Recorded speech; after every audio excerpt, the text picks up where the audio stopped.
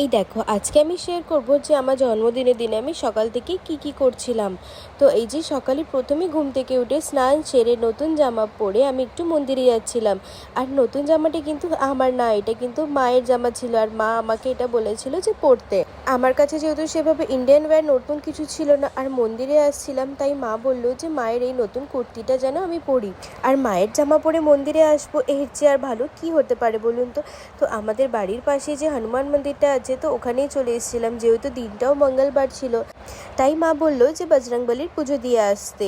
তো এখানে এসেছি, কিন্তু সবার আগে বাবার পুজো করে নিচ্ছে।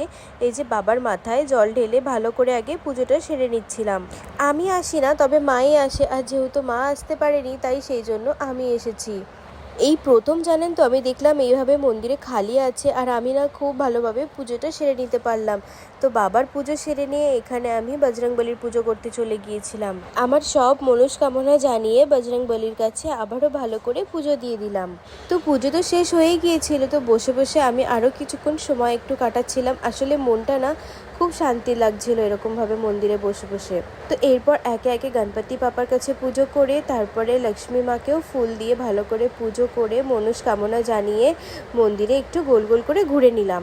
আর আমি তো ভুলেই গিয়েছিলাম যে ধূপ মোমবাতি জ্বালতে হবে, তাই আবার এসে বসে পড়েছি ধূপ মোমবাতি জেলে আরও কিছুক্ষণ সময় ওখানে কাটিয়ে তারপরে এবারে বাড়ি ফিরতে হবে। আচ্ছা, তোমাদের কাদের কাদের জন্মদিনে তোমাদের মায়েরা মন্দিরে গিয়ে পুজো দিয়ে আসে, আমাকে কিন্তু কমেন্টে জানাবেন। আমার না জন্মদিনের দিনে বন্ধুদের সাথে কাটাতে একদমই ভালো লাগে না, খালি মনে হয় যে আমি আমার পরিবারের, আমার মায়ের সাথে কাটাবো, এটুকুই আমার সব থেকে ভালো লাগে। ওই একটা দিন আমি পরিবারের সাথে কাটাতে খুব পছন্দ করি, কারণ এই পার্টি ফ্রেন্ডসদের সাথে ঘোরা বেড়ানো আমার একদমই ভালো লাগে না জন্মদিনের দিনে।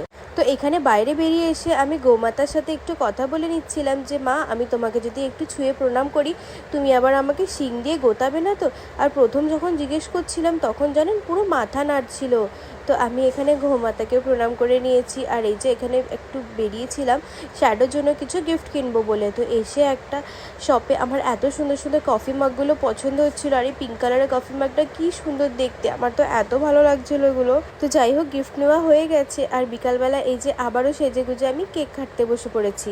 আর সব কিছুই আজকে দেখছি ম্যাচিং হয়ে গেছে, ড্রেস থেকে আরম্ভ করে সোফা কভার, কেক, টেবিলের কভার সবই পিঙ্ক কালার হয়ে গেছে।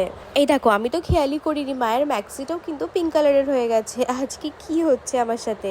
তো এইভাবেই আমি হেসে খেলে আজকে সারা দিনটা আমি আমার পরিবারের সাথে কাটিয়ে নিলাম। তোমরা তোমাদের জন্মদিনটা কিভাবে কাটানো পছন্দ করো আমাকে কিন্তু কমেন্টে জানিও। আর এই ছুটকুটাকে দেখতে পেলেন খালি?